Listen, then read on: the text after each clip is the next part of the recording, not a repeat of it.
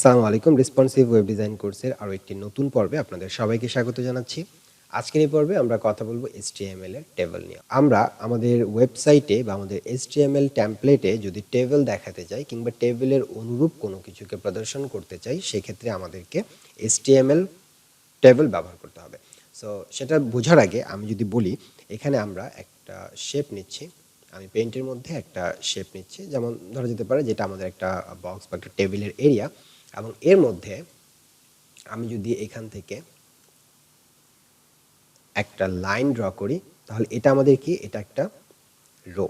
আমরা যদি এখানে আরেকটা লাইন ড্র করি, তাহলে এটা আমাদের একটা রো। এভাবে আমরা আমাদের একটা টেবিলের মধ্যে অনেকগুলো রো নিতে পারি। আবার একইভাবে আমাদের টেবিলের মধ্যে কিন্তু কলামও থাকতে পারে। সো আমরা এইভাবে কিন্তু আমাদের কলাম নিতে পারি, আমাদের যতগুলো কলামের দরকার সেভাবে আমরা এখান থেকে কলাম নিতে পারি। সো যেটা হচ্ছে আমাদের আনুভূমিক সেটা হচ্ছে কি আমাদের রো, এবং যেটা হচ্ছে আমাদের লম্ব বরাবর সেটা হচ্ছে কি আমাদের কলাম।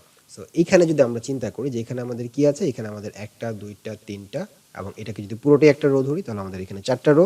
এবং কলামের কথা চিন্তা করলে একটা, দুইটা, তিনটা, এবং এটাকে পুরোটাকে যদি আমরা একটা কলাম ধরি তাহলে আমাদের এখানে চারটা কলাম আছে, অর্থাৎ চারটা রো, চারটা কলাম। আমি চাইলে এগুলোকে কিন্তু সমান চার ভাগেই ভাগ করতে পারতাম। জাস্ট এখানে বোঝানোর জন্য আমি এই ছোট ছোট ভাগে ভাগ করে দেখাচ্ছি। সো ওকে, এবার আমরা কোডে চলে যাই। সো আমাদেরকে টেবিল নেওয়ার জন্য প্রথমেই আমাদের কোডের মধ্যে লিখতে হবে table tag. So table tag শুরু এবং শেষ। এরপরে আমাদেরকে একটা টেবিলের রো নিতে হবে, অর্থাৎ আমরা যখন টেবিল ট্যাগটা নিচ্ছি আমরা কল্পনা করতে পারি যে আমাদের এই যে বক্সটা, এই বক্সটা আমাদের তৈরি হয়ে গেল। এখন এরকম একটা রো নিতে হবে। সো রো নেওয়ার জন্য আমরা কি করব, আমাদেরকে টেবিল রো, যেটা সংক্ষিপ্ত রূপ হচ্ছে টিআর। সো আমরা টেবিল রো টিআর এবং টিআর শেষ করলাম। ওকে, এর মধ্যে এখন আমাদেরকে কি করতে হবে, কলাম নিতে হবে বা আমাদেরকে ডেটাগুলোকে রাখতে হবে। সো টেবিল ডেটাকে রাখার জন্য সংক্ষিপ্ত রূপ হচ্ছে টিডি, শুরু এবং শেষ। এবং এর মধ্যে যদি আমরা কোনো একটা নাম ইউজ করি, যেমন আমরা এখানে বললাম যে মাসুদ, এবং আমরা এটাকে সেভ করি, এবং আমরা যদি এখন এটাকে রিফ্রেশ করে দেখি তাহলে আমরা দেখতে পাচ্ছি এই যে মাসুদ নামে একটা অপশন আসলো। কিন্তু আমাদের এখানে যে একটা সেল বা এটা যে আমাদের একটা টেবিল, সেটা কিন্তু বোঝা যাচ্ছে না। সেটা বোঝার জন্য কি করতে হবে, আমাদের টেবিলের মধ্যে একটা অ্যাট্রিবিউট যোগ করতে হবে, যেটার হচ্ছে নাম হচ্ছে বর্ডার, এবং বর্ডারটা হচ্ছে আমরা আপাতত 2 দিয়ে দিচ্ছি। এবং এটাকে যদি আমরা সেভ করি, ওকে, এবং আমরা যদি এখন দেখি তাহলে দেখতে পাবেন একটা বর্ডার সহই কিন্তু চলে আসছে। এবং আমরা যদি এখন এই জায়গাটাতে আমাদের ডেটাগুলোকে বাড়াই, যেমন আমরা যদি এখানে আমাদের ডেটাগুলোকে বাড়াই, এগুলো এক একটা কি হবে, কলামের কাজ করবে, রো এর মধ্যে কলামের কাজ করবে। এবং নামগুলোকে আমি চেঞ্জ করে দিই বোঝার জন্য, যেমন আমি বললাম এখানে সাদাফ, এবং এখানে আমরা একটা নাম দিচ্ছি রাকিব। ওকে, অ্যান্ড আমরা যদি এটাকে সেভ করি এবং এখন দেখার চেষ্টা করি তাহলে আমাদের একটা রো, এবং রো এর মধ্যে প্রতিটাই একটা কলাম হিসেবে কাজ করছে। এবং একইভাবে আমরা যদি আরও একটা রো নেই, তারপরে আমরা যদি আরও টেবিল ডাটা ইউজ করতে চাই, তাহলে আমরা আপাতত এটাকেই যদি কপি করতে চাই, এখানে যদি আমরা এভাবে কপি করি, তাহলে আমরা জাস্ট কপি করে অনেকগুলো নিচ্ছি। একটা হচ্ছে টেবিল, প্রতিবার রো নিচ্ছে এবং রো এর ভিতরে টেবিল ডাটা বা কলাম হিসেবে আমরা টিডি কে ব্যবহার করছি। এবং এখন যদি আমরা এটাকে সেভ করি তাহলে কি হবে, আমরা রিফ্রেশ করলে দেখতে পাচ্ছি যে আমাদের একটা টেবিল, টেবিলের মধ্যে আমাদের রো, প্রতিবার রো, প্রতিটা রো এর মধ্যে মাসুদ, সাদাফ এবং রাকিব নামে 3টা কলাম আছে, রাইট? আচ্ছা, আমরা এটাকে যদি একটু মিনিংফুল করে কাজ করার চেষ্টা করি তাহলে আমরা যেটা করতে পারি সেটা হচ্ছে যে আমাদের এই জায়গাগুলোকে আমরা টোটাল রিমুভ করে দিচ্ছি, আমরা একটু মিনিংফুল করে কাজটা করার চেষ্টা করি। সো প্রথমেই আমরা কি করব, আমরা এখানে একটা টেবিল রো নিচ্ছি। টেবিল রো এর মধ্যে আমরা প্রথমেই বসাবো কি, টেবিল ডাটা। সো আমরা এখানে বললাম টিডি, টিডি শুরু এবং টিডি শেষ। প্রথমে আমরা বললাম যে নেম, ধরেন যে আমরা এখানে নেম দিতে চাচ্ছি, প্রথম কলামটাতে নেম, প্রথম কলামটাতে নেম। এরপর এটাকে আমরা কপি করব, এবং কপি করার পরে যদি আমরা বলি, এখানে আমরা যদি বলি যে ডেজিগনেশন, ডেজিগনেশন, এরপরে আমরা যদি এখানে এটাকে আবারও কপি করি এবং এখানে আমরা বলে দিচ্ছি যে এই ব্যক্তির স্যালারি, স্যালারি। ওকে, এটাকে যদি আমরা এখন সেভ করি, সেভ করলে দেখা যাবে আমাদের 3টা কলাম আছে, একটা হচ্ছে নেম, ডেজিগনেশন, স্যালারি। এবং এরপরে যে রোটা নিব সেটাও কিন্তু এভাবেই বসবে। প্রথম যেটা সেটা নেমের নিচে, তারপর একটা ডেজিগনেশনের নিচে, তারপর একটা স্যালারির নিচে। সো আমি যদি এখন এটাকে কপি করি, এই যে টোটাল কলামটাকে কপি করি এবং এখানে যদি আমরা আরেকটা কলাম নেই, এবং আমি আপাতত দুইটা কলাম নিচ্ছি, এবং নেমের এখানে আমরা বললাম যে রাজ্জাক। এরপর ডেজিগনেশন আমি যদি বলে দিই তাকে web designer, web designer, web designer. এবং স্যালারি এখানে যদি আমরা বলে দেই যে সাপোজ 10,000। এরপরে যদি আমরা বলি যে সুবহান, তার নাম, তার ডেজিগনেশন হচ্ছে অ্যাপস ডেভেলপার, এবং তার স্যালারি হচ্ছে আমরা বললাম যে 50,000। ওকে, এরপর আমরা যদি সেভ করি, সেভ করার পরে আমরা এটাকে এখন রিফ্রেশ করলে দেখতে পাচ্ছি নেমের নিচে নেম, তারপর হচ্ছে থার্ড যে রো ছিল সেটার মধ্যে নেম, এবং ডেজিগনেশন আমরা দেখতে পাচ্ছি ওয়েব ডিজাইনার, অ্যাপস ডেভেলপার, স্যালারির জায়গায় 10,000 এবং হচ্ছে 50,000। ওকে, এবং এখানে আমাদের এই জিনিসগুলো কিন্তু দরকার নাই, আমরা ক্লোনগুলো আমরা এখান থেকে তুলে দিই, এই ক্লোনগুলো আমাদের এখানে দরকার নেই। ওকে, সো এটা হচ্ছে আমাদের বেসিক একটা টেবিল। আমরা যদি রিফ্রেশ করে আবারও দেখি, সো এটা হচ্ছে আমাদের বেসিক একটা টেবিল। এখন যদি আমরা চাই যে এই টেবিলটার উইথটাকে আমরা বাড়াবো, সেক্ষেত্রে আমরা কি করতে পারি, আমরা আমাদের অ্যাট্রিবিউটের জায়গায় আমরা যদি বলে দেই যে উইথ, এবং উইথটা কত হবে, সাপোজ আমরা বলে দিচ্ছি 500। সো উইথ হচ্ছে 500। এখন আমরা যদি এটাকে দেখার চেষ্টা করি তাহলে আমাদের টেবিলটা কিন্তু বড় হয়ে যাওয়ার কথা। সো আমাদের টেবিলটা বড় হয়ে যাচ্ছে। এখন আমরা যদি দেখি যে আমাদের এই টেবিলের মধ্যে আমরা একটু এটাকে জুম ইন করি, এই যে টোটাল আমাদের টেবিলের মধ্যে আমরা প্রত্যেকটা সেলকে আলাদা আলাদা করে দেখতে পাচ্ছি। এই যে সেলস, এই যে সেলের মধ্যে একটা স্পেস, এই সেলের সাথে এই সেলের একটা স্পেস। তো এইটাকে যদি আমরা একটু কন্ট্রোল করতে চাই তাহলে কি করব, আমরা এখানে আরেকটা অ্যাট্রিবিউট যোগ করতে পারি, সেটা হচ্ছে সেল স্পেসিং। সেল স্পেসিং, এবং আমরা জানি যে আমাদের অ্যাট্রিবিউট কিভাবে লিখতে হয়, আমরা এখানে ডাবল কোটেশনের মধ্যে বলে দিচ্ছি যে 5। তাহলে এবং এটাকে আমরা সেভ করলাম, এবং এখন যদি আমরা আমাদের আউটপুটটা দেখি তাহলে দেখতে পাচ্ছি আমাদের সেল স্পেসিংয়ে আমাদের একটু স্পেস দেখা যাচ্ছে। এই যে এটার সাথে যে আমাদের একটা সেলের সাথে আরেকটা সেলের যে স্পেসিং, সেটা কিন্তু খুব সুন্দরভাবে বোঝা যাচ্ছে। এবং আমরা যদি এটাকে আরেকটু বাড়াই, 5টাকে যদি আমরা 10 করি এবং সেভ করি, তাহলে দেখতে পাবেন স্পেসটা কিন্তু আরও বেড়ে যাচ্ছে।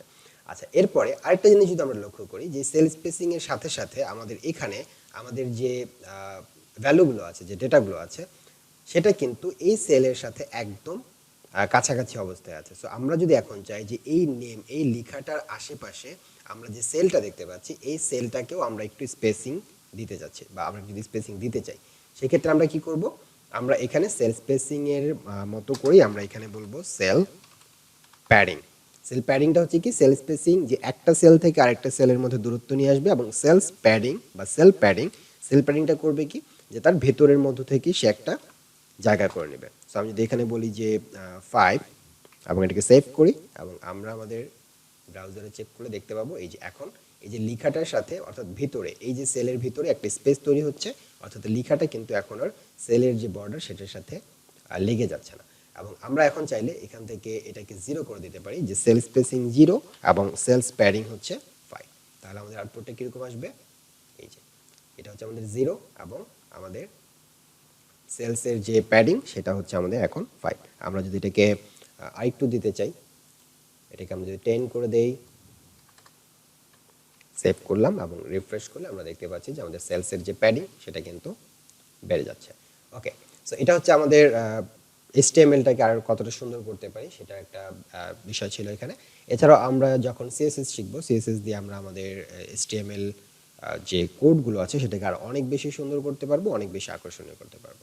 ওকে, এরপরে আমাদের টেবিল লেখার পরে আমাদের একটা ক্যাপশন দিতে হয়, একটা ক্যাপশন লিখতে হয়, যেটা কি রিলেটেড টেবিল সেটা যদি আমরা বলতে চাই তাহলে আমরা এখানে একটা ক্যাপশন দিতে পারি।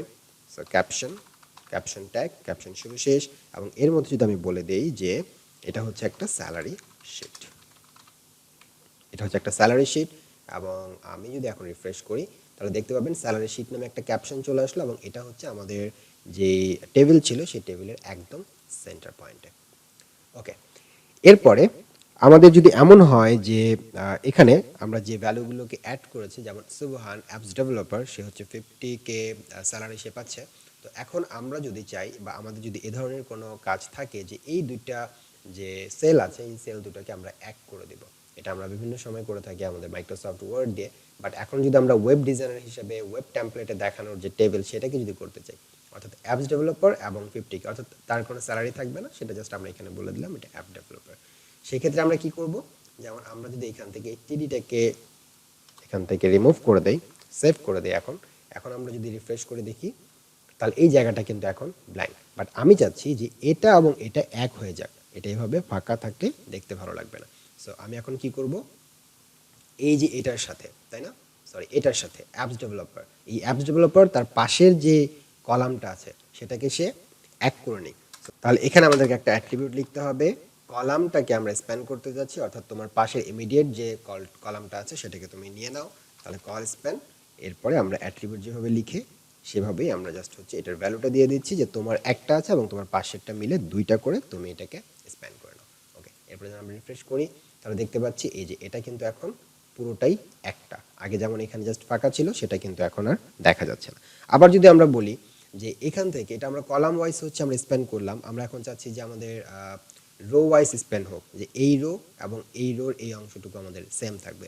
যেমন আমি যদি এখন সুবাহান এই নামের রোটার এই ডেটাটাকে সরাই ফেলি, যেমন এখানে আমাদের এটাকেও যদি আমরা সরাই ফেলি, সেভ করলাম, সরাই ফেলার পরে কি হচ্ছে, সেভ করলে দেখা যাচ্ছে যে এই জায়গাটাতে কিন্তু সেই নামটা চলে গেল এবং এই যেহেতু দুইটা ছিল তার, সো এটা সে বাম পাশে চলে আসলো এবং এই ডান সাইডটা কিন্তু আবারও ফাঁকা। বাট আমি চাচ্ছি এই রাজ্জাক এর যে ঘরটা, এর যে সেল এবং নিচের যে সেল দুটোই এক হবে এবং তার ভ্যালুটাই হবে অ্যাপস ডেভেলপার এই জায়গায়। সো এটা আমরা কিভাবে করতে পারি, সিম্পল, আমরা হচ্ছে এই যে এই জায়গাটাকে যেহেতু আমরা এটাকে বাড়াতে চাচ্ছি, সো আমরা এখানে বললাম যে রো স্প্যান অ্যাট্রিবিউট দিয়ে তার ভ্যালুটা বলে দিচ্ছি 2, সেভ। এবং এখন রিফ্রেশ করলে দেখা যাবে যে আমাদের এই যে এই রো এর যে এই সেলটা এটা এবং এটা হচ্ছে এখন এক হয়ে গেল এবং এটা কিন্তু আবার আগের জায়গায় ফিরে আসলো, কারণ এটা হচ্ছে আমাদের দুইটা কল স্প্যান দেওয়া ছিল, যে কল স্প্যান 2, সো এটার জায়গায় নিয়ে নিচ্ছে এবং আমরা দুইটা রোকে, এটা একটা রো এটা একটা রো ছিল, দুইটা রো মিলে আমরা এক করে দিলাম। সো যখন আমাদেরকে রো এক করতে হবে তখন আমরা রো স্প্যান ব্যবহার করব, যখন আমাদের কলাম পাশাপাশি দুইটা কলামকে আমরা এক করতে হবে তখন আমরা কল স্প্যান ইউজ করব। ওকে, এরপর আরেকটা লাস্ট জিনিস, সেটা হচ্ছে যে আমাদের টেবিলের মধ্যে প্রথমের যে উপরের যে অংশটা থাকে সেটাকে আমরা বলতে পারি টেবিল হেডার। সো প্রথমে আমাদের যেটা আছে সেটা হচ্ছে নেম, ডেজিগনেশন, স্যালারি। সো এটাকে যদি আমরা বলি যেটা আমাদের টেবিলের হেডার, সেক্ষেত্রে আমরা টিডির পরিবর্তে এখানে আমরা টেবিল ডাটা, সব জায়গায় আমরা টেবিল ডাটা হিসেবে টিডি ব্যবহার করছি। সো আমি যদি এখানে বলি যে এটা টেবিল ডাটা না, এটা হচ্ছে আমার টেবিল হেডার, তাহলে আমি কি করব, কন্ট্রোল ধরে অল্টার ধরে আমি একসাথে সবগুলোকে সিলেক্ট করতে পারবো এবং এরপর আমি টিডিটাকে বলে দিচ্ছি টিএইচ, এবং যেহেতু এটা টিএইচ সুতরাং আমাদের এটাও টিএইচই হতে হবে। সো টিএইচ শুরু টিএইচ শেষ, সেভ। অর্থাৎ যেটা আমাদের হেডার সেটা হচ্ছে টেবিল হেড টিএইচ এবং বাকিগুলো যেহেতু ডেটা সেটা হচ্ছে টিডি। সো আমি যদি সেভ করি এবং আমাদের সাইটে এখন রিফ্রেশ করি তাহলে দেখেন আমাদের যে হেডার এরিয়াটা সেটা কিন্তু এখন একটু বোল্ড, মানে বোঝা যাচ্ছে এটা আমাদের একটা হেডার।